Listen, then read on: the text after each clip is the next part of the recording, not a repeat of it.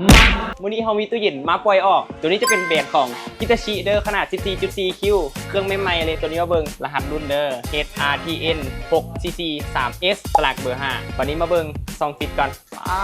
สุดกว้างนะซองปิดตัวนี้จะเป็นระบบอินเวอร์เตอร์เด้อซองปิดจะมีระบบ Dual Sense เนาะ Surround Cooling มันจะกระจายลมแบบทั่วถึงเนาะเห็นให้อาหารนี่ได้แข็งได้แบบทั่วถึงเลยมี2สั้นวางนี่ตัวนี้ก็เป็นแก้วนิรภัยได้นี่จะเอาให้ฟังแก้วนิรภัยแล้ววันนี้มาเบิ่งทั้งลุมนี่ที่อธิบายให้ฟังเด้อสั้นนี้จะเป็นสั้นเซพักเซซีนเซชีสอย่างเนาะเพราะว่ามันจะมี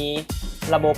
ที่ว่าซอยให้กำจัดกลิ่นเนาะบ่ให้มีกลิ่นคาวของซีนหรือว่าซอยให้กลิ่นนี่บ่ออกมาทางนอกตู้เย็นเนาะสั้นลุมสุดมันจะเป็นเอาไว้เซ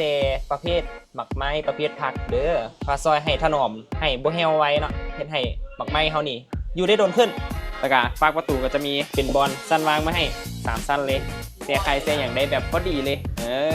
สำหรับตู้เย็นฮิตาชิตัวนี้ขนาด 14.4 คิวเด้อปกตินี่ราคา11ล้านปลายเด้เนาะแพงโคตรเขาบ่ขายเนาะวันนี้เขาสิขายให้แต่9ล้าน9แสน90,000กีบเป้ามาเอาเด้อราคาตัวนี้มีจำนวนจำกัดเนาะจองของเขาเมนอยู่ที่บ้านโคตรปะเป้าเมืองศรีสัตนาแข่งนครหลวงวิงจันทร์เด้อที่ฮันพี่เนาะสนใจกะเข้ามาเบิ่งสินค้าได้ไปก่อนบ๊ายบาย